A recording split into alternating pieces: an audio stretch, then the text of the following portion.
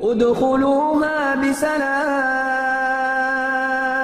ذلك يوم الخلود لهم ما يشاءون فيها ولدينا مزيد. Bismillahirrahmanirrahim. Assalamualaikum warahmatullahi wabarakatuh. Innal hamdalillah nahmaduhu wa nasta'inuhu wa nastaghfiruh wa na'udzu billahi min shururi anfusina wa sayyiati a'malina. May yahdihillahu fala mudilla lahu wa may yudlil fala hadiya lahu. Asyhadu an la ilaha illallah wahdahu la syarika lahu wa asyhadu anna Muhammadan abduhu wa rasuluhu la nabiyya ba'dah. Amma ba'd. Ikhwas sekalian, kita lanjutkan kajian kitab Syarah Al-Usul Ats-Tsalatsah atau penjelasan 3 prinsip pokok dalam beragama. Insyaallah kita mulai dari halaman 39 dari bal arsala ilaina rasulah. 37. 37. Wa lam yatrukna hamla. Ya, nomor 37. Oke.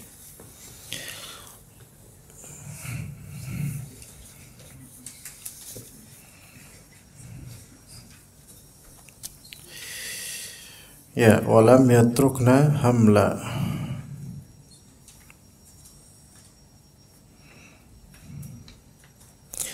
Artinya, dan Allah tidak membiarkan kita terlantar.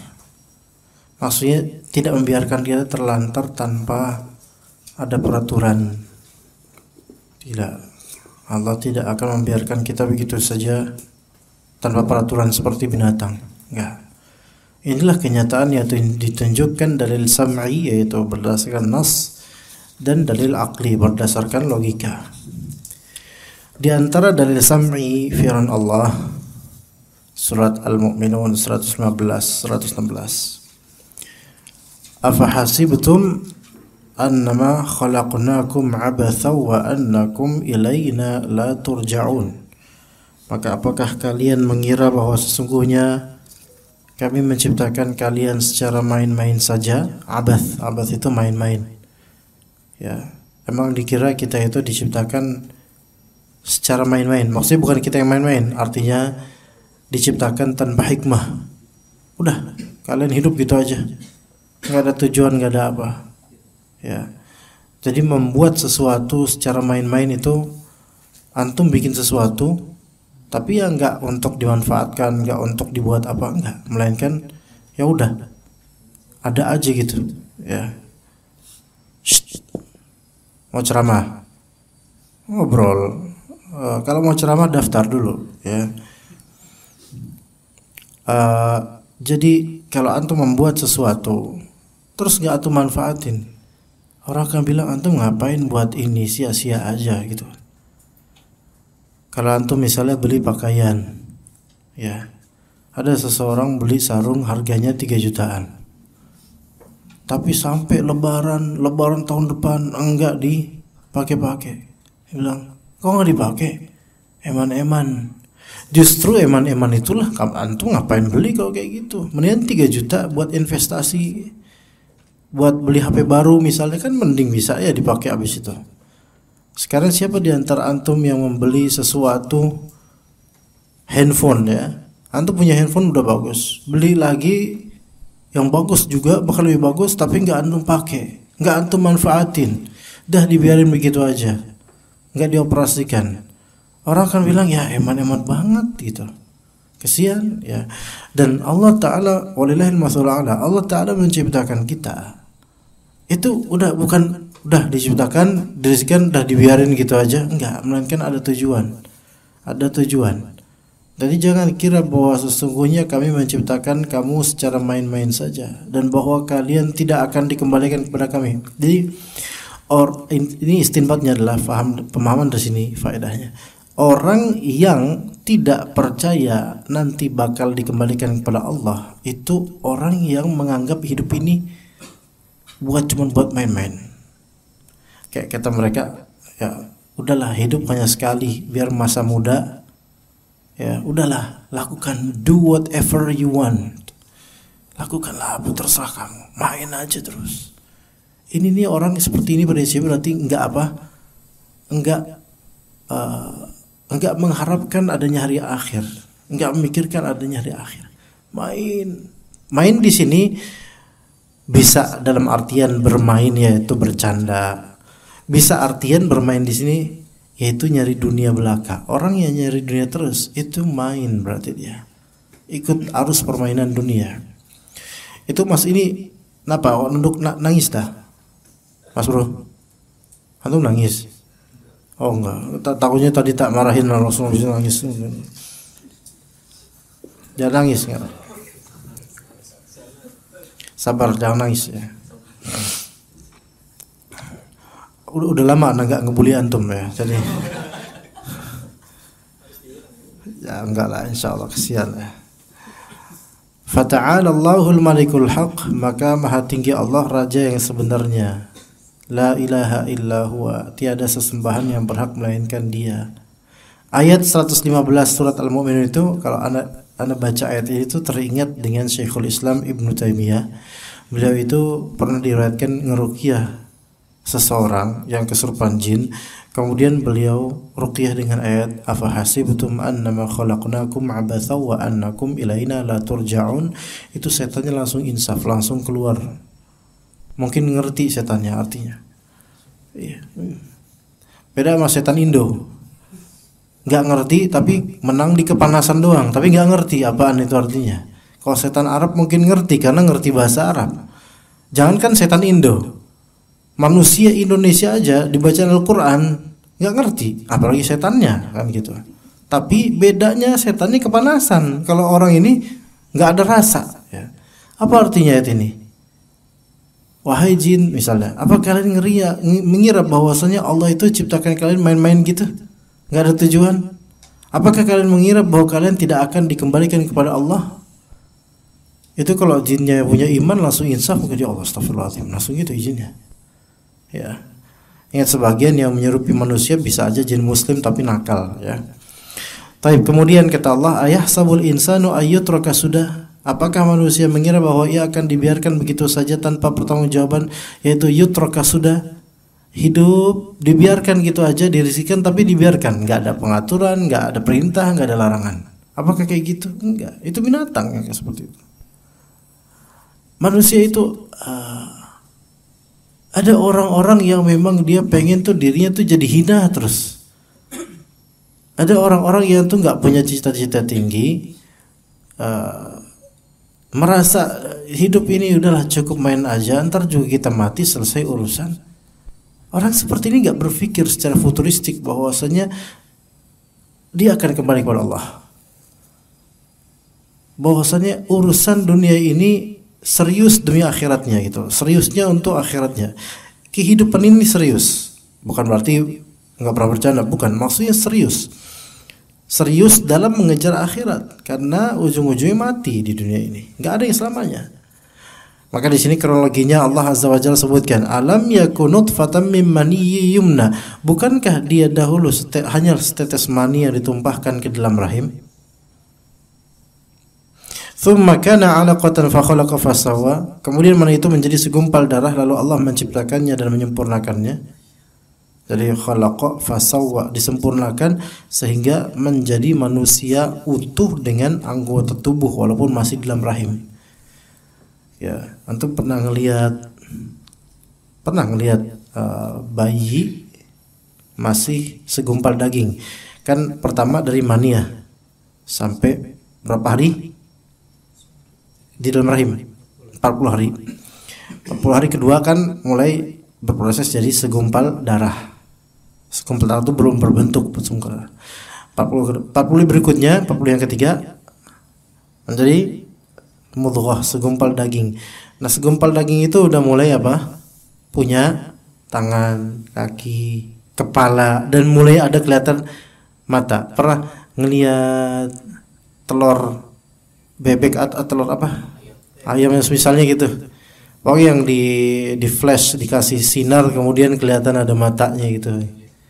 telur cicak atau apalah gitu. Ya seperti itu manusia ada matanya tuh kayak alien gitu. Anda pernah lihat? Oh iya. Bahkan memegang langsung. Iya.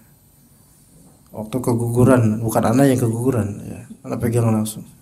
Manusia segini, ketika itu masih segini apa? Ya segini manusia itu kecil banget itu. Itu sebelum 120 hari. Masih segini, ya. Masya Allah. Ini manusia sekecil ini itu loh. Sebelumnya bahkan 120 hari sebelumnya masih setitik mani.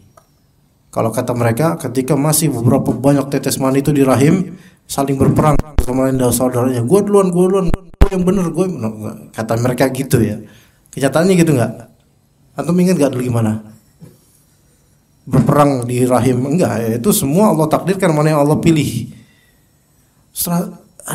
Kecil sekali manusia ini. Kemudian Allah Ta'ala perintahkan kita untuk ingat.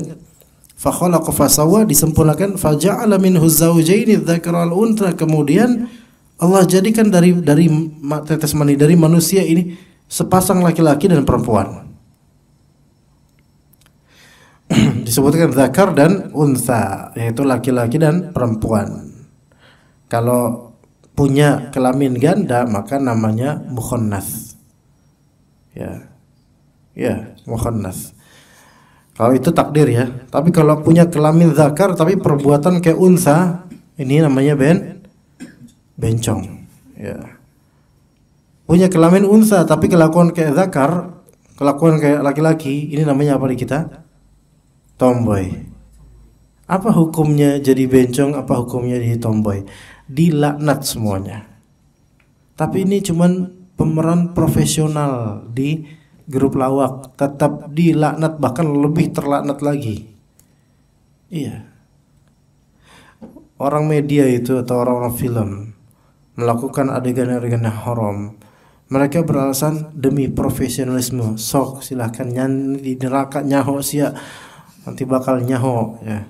Noh, lebok tuh profesionalisme masuk neraka gitu. Karena apa? Karena mereka beralasan ini pakai kita harus profesional, pakai adegan-adegan yang dosa semua profesional. Emang di neraka akan ada alasan nanti. Kenapa kamu kok malah berbuat yang keji ketika main film? Ya Allah, kita harus menjaga profesional sesuai dengan amanat yang harus ditunaikan. Enggak ada kayak gitu. Sesuai SOP enggak ada, tetap bakal bakal nanti masuk neraka dengan kalau Allah tidak ampuni. Ada adegan yang merupakan kekufuran. Ya. Dengan alasan harus profesional. Ada adegan yang merupakan penghinaan terhadap kuburan. Ya kan, film-film horor itu kan, mereka syuting di mana? Kuburan. Kira-kira berapa orang kalau syuting? Banyak kalau syuting itu. Belum lightingnya. Ini kita karena kajian aja lighting 1. Kalau film 10 lightingnya. Sayangnya bukan film. Krunya banyak. Yang nonton banyak dari kalangan manusia dan jin. Ngapain tuh orang kata para jin tuh? Ya. Nah, itu banyak dari mereka melangkahi kuburan, menginjak kuburan, tidak menghormati mayit-mayit yang sudah dikubur. Dalam artian kan itu dilarang kita nginjak atau melangkahi kuburan muslim. Demi apa? Profesionalisme perfilman mereka berlaku seperti itu. Na'udzubillah min dzalik ya. Kemudian alaysa dzalika biqadirin ala ay yuhyil mauta? Bukankah Allah yang berbuat demikian berkuasa pula menghidupkan orang yang mati? Maka lihatlah dirimu, kamu itu dulunya enggak ada. Lalu Allah ciptakan dari tetes mani menjadi segumpal darah, segumpal daging, kemudian disempurnakan, ngebrojol jadi orang. Emang udah jadi orang sebelumnya, tapi manusia, tampak manusia, kemudian tumbuh dewasa, punya pekerjaan, jadi bos bahkan seterusnya. Sekarang antum berani nggak ngomong ke siapapun dari orang yang hebat terkenal, Bapak, Bapak dulu setetes mani bukan? So, ayo, bisa nggak? Berani nggak tuh? Hah? Dan ngomongnya sama aparat. Iya. Depan pintu Mabes Besar TNI itu. Udah pulang kerja jam 5, antum stop. Bentar, bentar. Kamu kenapa? Oh tanya, Bapak kok Masya Allah bintang 3 Pak. Saya dulunya Ermani Pak, Bapak dulunya apa? Ya sama. Ya udah kalau gitu. Enggak, saya cuma pengen tahu doang. Lanjut Fadol Pak. Iya, belum lanjut antum udah masuk mobil habis itu. Iya, antum udah masuk mobil, besok langsung habis itu besok udah nggak ada kabar, tiba-tiba CCTV hilang aja kan gitu. Ya. Pak, Masya Allah. Kita kalau ngelihat orang manapun, sehebat apapun, bahkan sealim apapun, kalau kita lihat dulunya apa, sama sama kita. Emang nasibnya yang beda memang, tapi asalnya sama. Lalu kenapa Allah Subhanahu wa taala di sini memberikan permisalan atau buat kita ingat dari sejak kita masih Ermani sampai sesukses sekarang, kalau bisa dibilang sukses. Ataupun kita lihat orang-orang sukses ya. Kita sudah sukses namun ada yang lebih sukses nah kan gitu. Ya, mereka yang punya jabatan, punya titel, punya gelar, punya ini, punya itu, Masya Allah. Luar biasa. Kenapa kok Allah Ta'ala berikan gambaran step by step seperti itu? Supaya kita ingat bahwasannya yang bisa melakukan ini adalah Allah. Sebagaimana di akhirat cuman membangkitkan yang sudah ada tadinya, itu lebih mudah mana? Membangkitkan yang sudah ada atau menciptakan yang baru dari nol? Membangkitkan yang sudah ada. Membangkitkan yang sudah ada. Lebih mudah lagi. Alaysa dzalika biqadirin ala ayyuhyal mauta. Bukankah Allah yang berbuat demikian itu lebih berkuasa pula untuk menghidupkan orang yang mati tinggal dibangkitkan? Baik, sekarang pertanyaannya, kalau orang mati ya, dibangkitkan oleh Allah, gimana kalau matinya dia tercincang, terpisah satu sama lain? Bisa nggak kira-kira Allah Ta'ala bangkitkan dengan utuh manusia? Mudah, alhamdulillah mudah. Dalilnya apa? Pertama dalilnya innallaha ala kulli syai'in qadir. Allah Maha Kuasa, Maha Mampu atas segala sesuatu. Kedua dalilnya, dulu kata Nabi SAW dalam hadits Bukhari, ada seorang tua yang di hidupnya itu dosa terus. Ya, dosa terus dia. Di usia tuanya kemudian dia hendak meninggal dan dia mengumpulkan anak-anaknya. Dia bilang kepada anak-anaknya, "Nah, kalau bapak sudah wafat nanti, tolong bakar jasad bapak." Ini hadis Nabi loh. Bakar jasad bapak, kemudian remah-remah apa itu? Abunya itu tolong disebarin ke bagian bumi belahan mana. Buang jauh-jauh. Siapa gitu kan? Akhirnya meninggal, dilakukanlah wasiat tersebut. Sekarang nggak boleh, ikhwan. Itu dulu di zaman Bani Israil mungkin. Sekarang nggak boleh ada orang wasiat gitu. Nah, nanti kalau saya ini wafat tolong bakar terus, nggak boleh sekarang, nggak boleh. Ya, hikayat Nabi tentang orang ini tidak menunjukkan bahwa Nabi SAW menyetujui wasiat tersebut. Enggak, ini hanya menceritakan dan ada faedahnya. Maka dilakukan oleh anak-anaknya. Disebarin remah-remah abunya itu. Ya. Di hari kiamat nanti, kata Rasulullah SAW, Allah Subhanahu Wa Taala kemudian memerintahkan penjuru-penjuru bumi atau bagian-bagian bumi untuk mengumpulkan remah-remah itu, sehingga tersusun menjadi satu bapak utuh itu. Bapak itu utuh, hidup lagi. Kemudian ketika menghadap Allah, kenapa kamu berwasiat seperti itu? Maka apa kata bapak tersebut? Khasyataka ya Rabbah. Saya mewasiatkan seperti itu karena saya takut pada Engkau ya Allah. Coba sok silakan, siapa yang bisa ngejawab apa sih maksudnya Bapak itu takut gimana? Ayo silakan. Teman-teman, ayo guys. Para guys. Bukan gays. Kalau gays itu jelek maknanya. Guys, ayo. Takut sebelum takut disiksa, takut apa?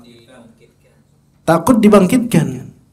Karena ternyata bapak tersebut mengira bahwasanya kalau sudah diremah-remahkan Allah tidak akan menyatukan kembali itu.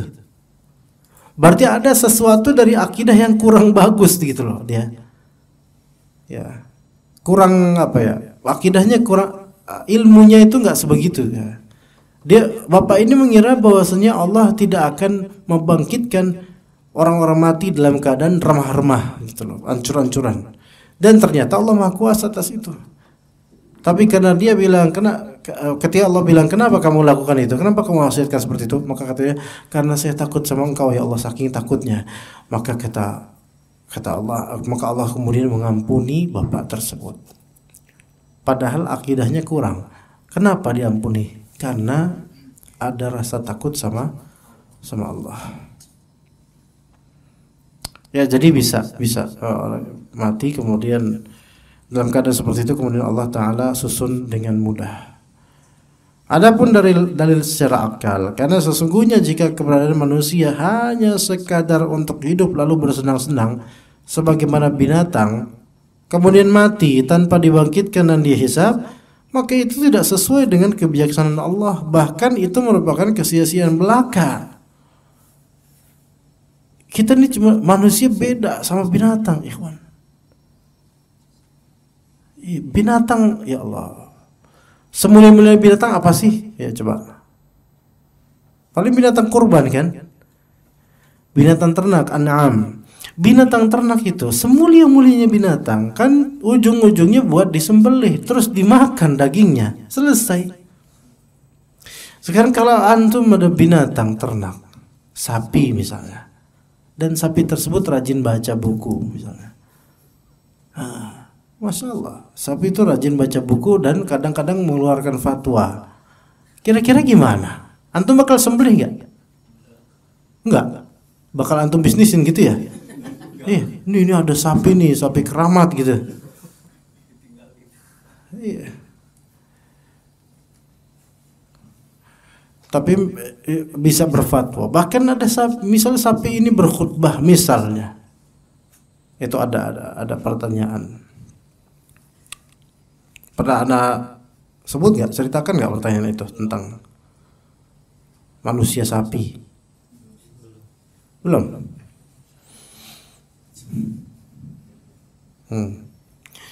Jadi di dalam kitab Hasyiat Al-Baijuri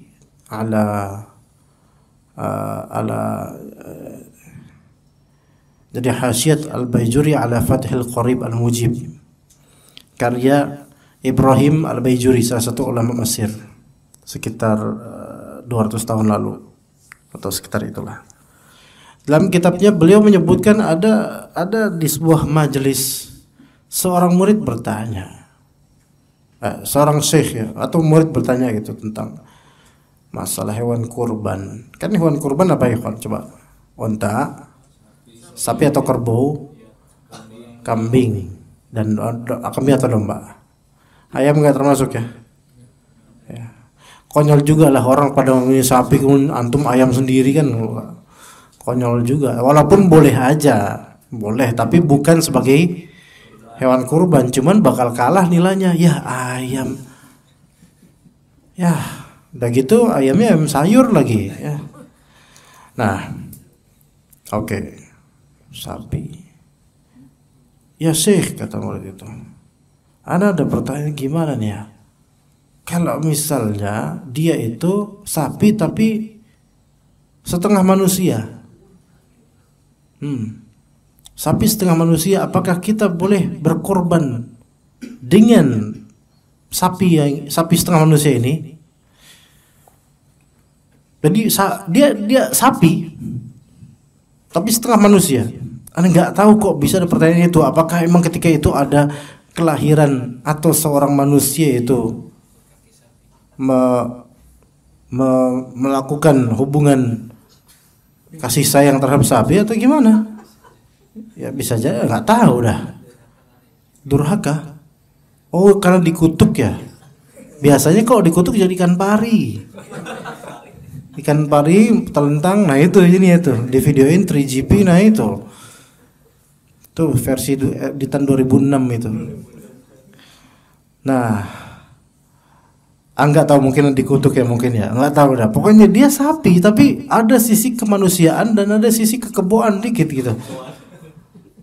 Nah, entah wajahnya mirip sapi atau gimana. Maka kata Syekh itu, kalau misalnya sapi tersebut dia adalah seorang syekh, seorang alim, ya, bisa berfatwa, bisa khutbah, maka tampilkanlah dia di atas mimbar untuk khutbah Idul Adha. Iya, setelah sholat setelah khutbah Idul Adha, maka setelah itu dia turun dari mimbar, langsung orang-orang geret dia dan sembelih dia. Iya. Di kitab Hasyat Al-Baijuri ada nggak tahu itu, tapi emang itu jadi bahan tertawaan para murid di majelis ya, maksudnya yang diceritakan dalam kitab tersebut gitu. Seandainya ada gitu loh manusia sapi gitu loh, itu harus, kalau sekarang kan mudah, sekarang bisa kita ambil sampel darahnya dan genetiknya itu lebih kemana, dan kok bisa kok kesapi-sapiannya tuh ada, itu harus dicari kenapa bisa begitu ya. Iya. Gak kebayang ikhwan apa manusia sapi kayak gimana. Taib. Jadi manusia dan binatang itu pasti beda. Pasti beda. Bedanya diantaranya adalah manusia itu tidak akan Allah sia-siakan tanpa peraturan.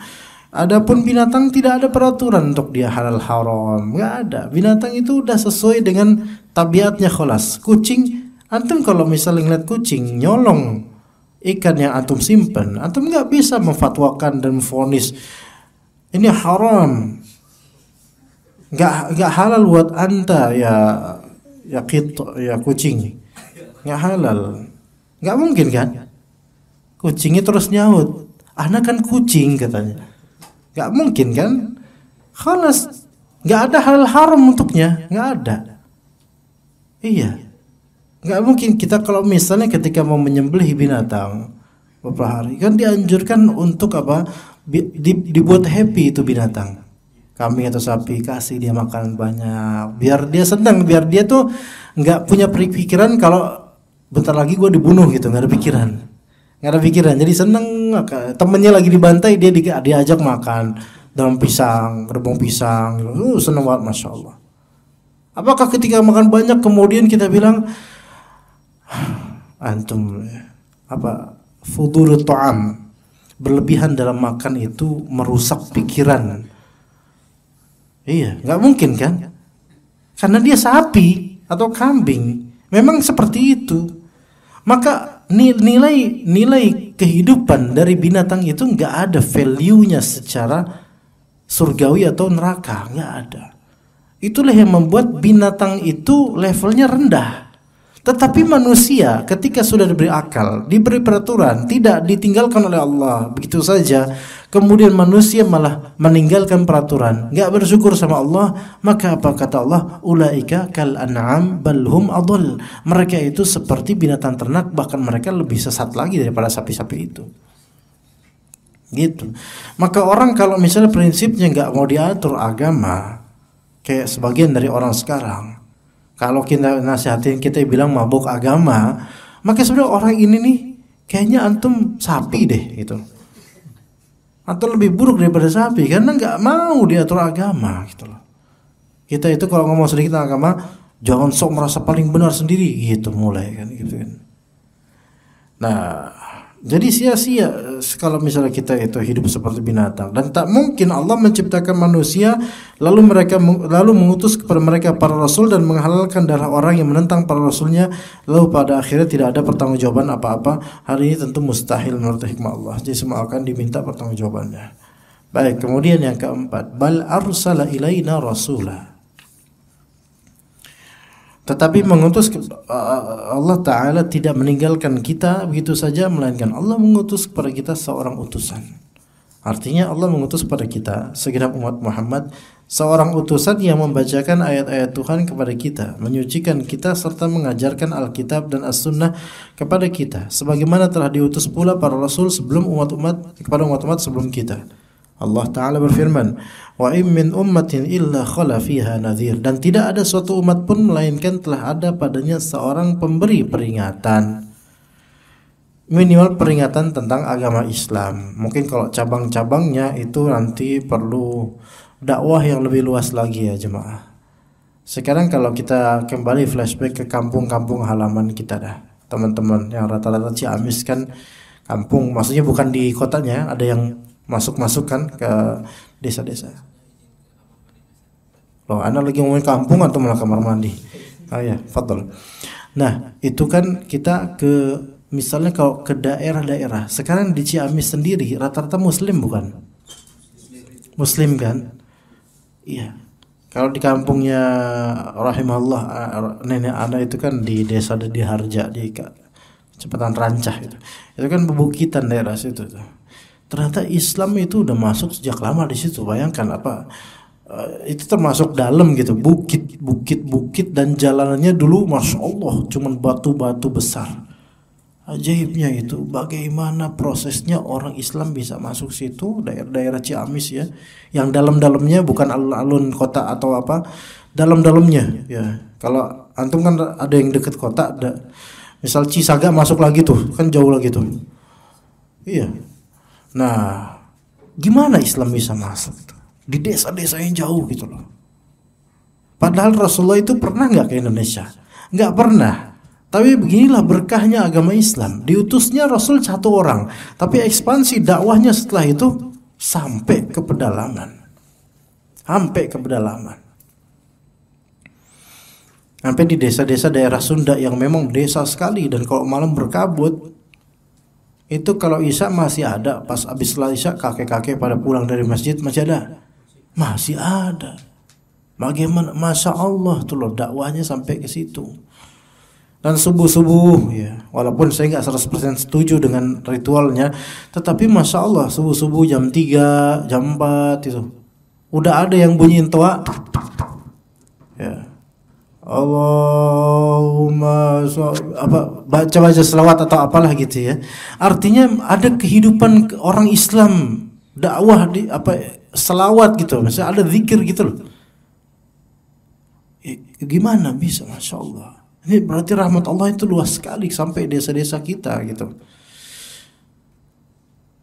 Dan mereka membaca Al-Quran, baca ayat, Masya Allah. Dan dakwah bisa masuk. Kadang ada saya di desa itu ada masjid agung desa, nanti ada juga ranting-ranting di tiap RT gitu, musola-musola kecil. Itu biasa di desa Sunda kayak gitu. Anda nggak tahu kalau di Jawa Tengah juga mungkin kayak gitu. Ada masjid agungnya, kalau Jumatan pada ke situ semua. Tapi kalau sholat maghrib, sholat isya, sholat subuh, nah itu biasanya di masjid musola-musola kecil. Tak sayangnya orang-orang tua kebanyakan yang ini. Maghrib rame, ya isya ya mulai berkurang, subuh tinggal calon mayit itu yang di situ, tinggal orang-orang tua aja itu yang di situ. Ya alhamdulillah sholat mereka, masya Allah. Ya masya Allah. Ya kita semua calon mayit, kita semua. Iya. Luar biasa. Allah Ta'ala merahmati semuanya itu, masya Allah. Jadi satu Rasul saja bisa sampai seekspansif itu, ikhwas kalian.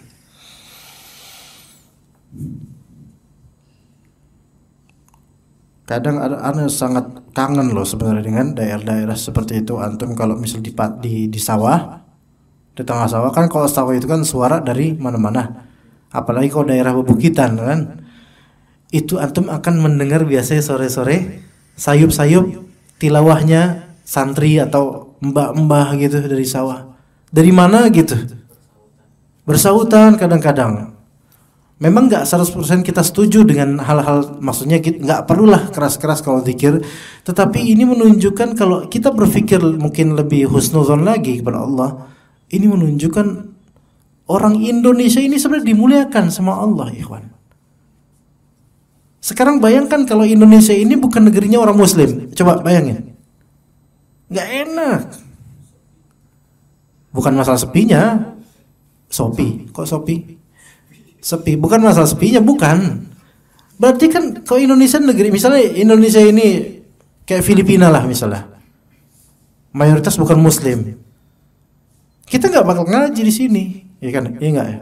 Iya, kalau orang Kristen sama-sama ngaji usul salasah, nggak mungkin lah. Iya, lain beda.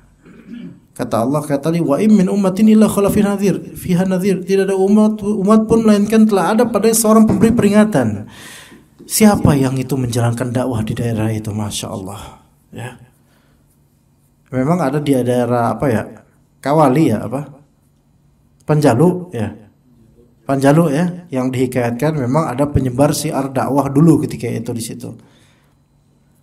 Sayangnya sih dikeramatkan petilasan atau kuburannya itu ya.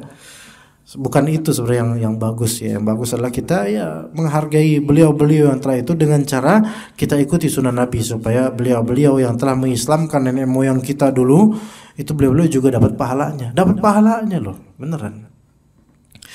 Allah mengutus para rasul kepada segenap umat agar ditegakkan hujah atas mereka dan supaya mereka menyembah Allah dengan apa yang Allah cintai dan ridai. Allah berfirman, Inna awhayna ilaika kama awhayna ila Nuhi wan nabiyyina min ba'dih wa awhayna ila Ibrahim wa Ismail wa Ishaq wa Yaqub wal asbati wa Isa wa Ayyub wa Yunus wa Harun wa Sulaiman wa atayna Dawuda zabura. Sesungguhnya kami telah memberikan wahyu kepadamu sebagaimana kami telah memberikan wahyu kepada Nabi Nuh dan nabi-nabi berikutnya, dan kami telah memberikan wahyu pula kepada Nabi Ibrahim, Ismail, Ishaq, Yaqub dan anak cucunya Isa. Ya, Yaqub ini adalah Nabi Israel ya. Yaqub ini Israel dan anak cucunya kan Nabi Yaqub adalah Nabi Israel. Anaknya diantaranya Nabi Yusuf. Ada juga Benyamin. Itu adiknya Nabi Yusuf alaihissalam dari satu ibu. Jadi saudara-saudaraan yang rata-rata hasad sama Nabi Yusuf itu dari beda ibu ya. Adapun Yusuf dan Binyamin, kalau kita baca Bunyamin. Kalau orang barat Benjamin. Aslinya adalah Bin Yamin. Iya, itu beneran ya, Benjamin. Binyamin. Iya, maka boleh namain anak Benyamin. Tapi ya orang jadi mikirnya, wah orang Betawi ya, nanti gitu lagi. Padahal Benyamin itu anaknya Nabi Israel, Nabi Yakub. Iya. Namain anak Israel, boleh nggak? Boleh. Iya, Israel. Ya, boleh karena Israel itu adalah nama Nabi. Tapi jangan dilihatkan Israel maksudnya Israel Zionis itu, jangan. Ya, tapi Israel, nama Nabi Yakub alaihissalam. Ya, Jacob atau Israel ya. Dan anak cucunya. Kemudian ada Nabi Isa, Nabi Ayub, Nabi Yunus, Nabi Harun dan Sulaiman. Dan kami berikan Zabur kepada Daud. Nabi Daud ini bapaknya Nabi Sulaiman. Wa rusulan qad qasasnahum 'alaika min qablu wa rusulan lam naqsushum 'alaik.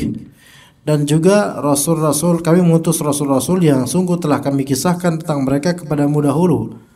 Dan juga rasul-rasul yang tidak kami kisahkan terhadap mereka kepadamu. Wa kallamallahu Musa taklima, dan Allah Subhanahu wa taala mengajak bicara kepada Nabi Musa alaihissalam. Kemudian berikutnya kata Allah azza wa jalla, rusulan mubashshirina wa mundhirina li'alla yakuna lin-nasi 'ala Allahi hujjatun ba'da rusul wa kana Allahu 'azizan hakima.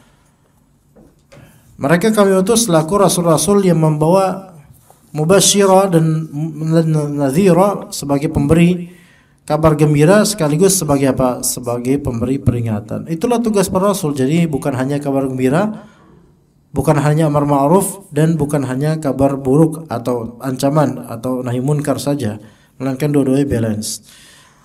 Agar apa? Agar tidak ada alasan bagi manusia membantah Allah sesudah diutusnya para rasul itu, dan adalah Allah Maha Perkasa lagi Maha Bijaksana. Dan tidak mungkin kita menyembah Allah sesuai dengan yang diridhoinya kecuali melalui para rasul. Sebab merekalah yang menjelaskan kepada kita apa yang dicintai Allah, yang diridhoinya, serta yang mendekatkan diri kita kepadanya. Karena itu di antara hikmah Allah adalah Allah mengirim para rasul kepada manusia sebagai pembawa kabar gembira dan ancaman.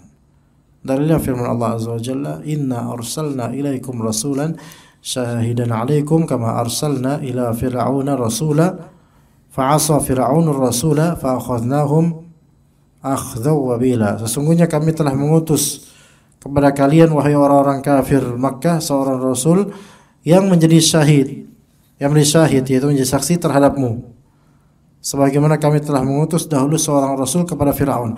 Siapa itu? Nabi Musa alaihissalam. Fa'asa Fir'aun rasul, tapi Fir'aun malah mendurhakai rasul tersebut. Fa'akhadnahu akhdha wabila. Lalu kami siksa dia dengan siksaan yang berat. Mendurhakai Fir'aun mendurhakai rasul tersebut bukan dalam konteks maksiat kecil, melainkan mendurhakai, tidak mengimani rasul tersebut, bahkan menantang dan berkata, "Ana rabbukumul a'la." Aku adalah Tuhanmu yang tertinggi, kata Fir'aun. Akhirnya kena getahnya dia. Ya. Fir'aun itu adalah sebutan untuk raja Mesir. Kalau untuk raja Bizantium, Kaisar.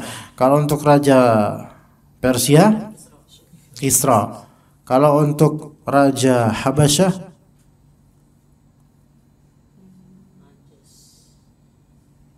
kalau untuk ini Habasyah, Yaman, raja Najasyi. Najastan itu Najasyi. Kalau untuk daerah Yaman ke bawah, yang mau ngancurin ini Makkah, Abraha. Kalau raja Jogja, Sultan Hamengkubuwono. Ya. Kalau raja dangdut metal, Alam. Enggak, dangdut metal Alam lah. Ya. Kalau raja penyakit, Raja Singa. Ya. Iya, dulu Anda pernah dakwah di daerah Bogor, ikhwan. Agak jauh tuh Bogor ya, dekat sama Lebak, dekat sama sekarang provinsi Banten sekarang. Dekat sama itu, perbatasan. Teman-teman bilang, "Antum dakwah di mana kemarin?" Di situ. Kayak nama penyakit itu. Tahu enggak namanya? Jasinga namanya. Ada. Hah? Mega apa? Oh, ada juga di sana Jasinga. Masya Allah. Akses ke sana kan jauh sekali itu. Jauh ke sana Jasinga itu jauh loh. Iya, udah jauh, Masya Allah. Jasinga, ya Masya Allah. Iya, namanya Jasinga. Iya. Dulu masih asri banget, sekarang nggak tahu. Sekarang masih bagus insya Allah, ada sungai besarnya situ. Itu dakwah dulu, Masya Allah, itu dakwah di kampung di sana. Dan lagi-lagi kita menemukan orang Muslim gitu loh. Ajaib, Masya Allah. Ya ajaib dalam artian kita bersyukur gitu ya. Iya. Sekarang tetap aja Jasinga, nggak dia tambah ra ya. Kalau ditambah ra jadi Raja Singa. Penyakit itu, Raja Singa itu penyakit. Penyakit Raja Singa. Ya. Kalau di zaman kita lihat loh perjalanan dakwah orang-orang dahulu, Nabi Musa tuh menghadapi Firaun berat sekali. Nabi Muhammad menghadapi orang Quraisy musyrikun berat. Sekarang kita itu tinggal dakwah lebih mudah, bahkan orang-orang yang bukan ustadz misalnya. Dia dakwah dengan cara apa? Bikin status di WhatsApp ya, tentang ajakan kebaikan atau nahi munkar, itu dakwah juga gitu loh. Makanya kata sebagian dari ulama kontemporer sekarang, jangan tinggalkan media sosial begitu saja, melainkan berdakwalah, punyalah jejak di sana, jejak kebaikan. Karena boleh jadi pahala terbesar kita di situ, bisa jadi. Ya, kita nggak tahu. Ya. Taib, jadi siapa yang mendurhakai Rasul dalam artian kufur kepadanya, maka Allah akan berikan orang seperti ini siksa yang berat. Ya. Taib, pada pertemuan mendatang kita insyaallah akan membahas taat kepada Rasulullah SAW. Berarti kalau di sini pada sore ini judul kajiannya Allah tidak meninggalkanmu gitu ya, bukan judul kajiannya Allah tidak meninggalkanmu, bukan taat kepada Rasulullah. Ya, Anda tadi salah prediksi. Ya, berarti ini insyaallah taat kepada Rasulullah pada pertemuan mendatang. Ada pertanyaan ya teman-teman sekalian? Fadhil. Ini kan potongan ayat gitu. Mana? Ada beberapa dari ayat ke ayat itu saya nggak ngerti. Ini maksud menulis tuh kita sisi mananya gitu yang kita ambil. Untuk sesuai dengan pembahasan. Coba yang mana coba? Ya dari awal sih Ustaz. Kayak tadi gini Ustaz. Dari awal pengajian atau dari awal dulu? Gimana? Kayak tadi kan bahwa hidup itu bukan Allah menerangkan di sini kan bukan kita diciptakan untuk sia-sia, tapi kehidupan ini bukan hal yang sia-sia gitu kan. Ya. Terus tahu-tahu apa manusia mengira bahwa itu dibiarkan saja, terus tahu-tahu diceritakan tentang bukankah dia dahulu gitu. Saya masih bingung gitu. Korelasinya antara manusia itu tidak diciptakan sia-sia, terus dengan apa korelasinya itu dengan Allah menyebutkan, ya tadi seperti Anda sebenarnya udah bahas itu tadi. Korelasinya adalah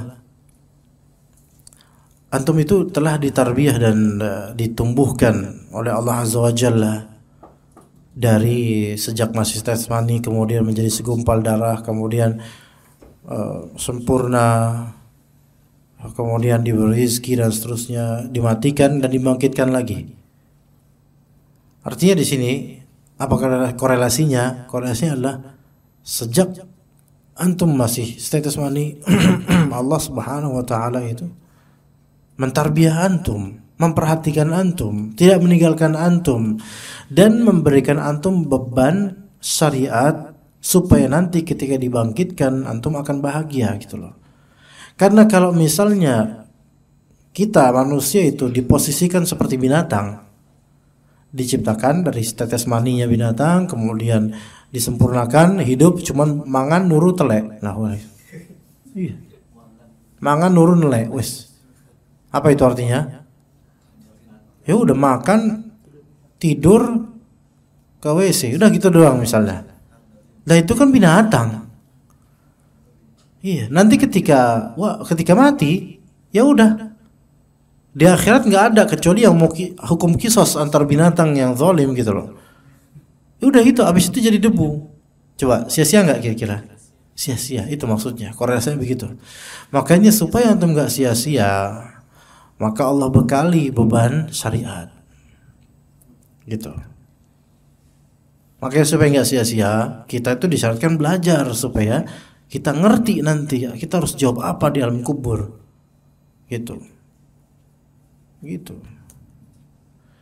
Sampai sini paham insyaallah. Ada lagi teman-teman? Atau cukup segitu aja insyaallah. Wassallallahu ala nabiyyina Muhammad wa ala alihi washabbihi ajma'in. Subhanakallahumma bihamdika asyhadu an la ilaha illa anta astaghfiruka wa atubu ilaik. Wassalamualaikum warahmatullahi wabarakatuh.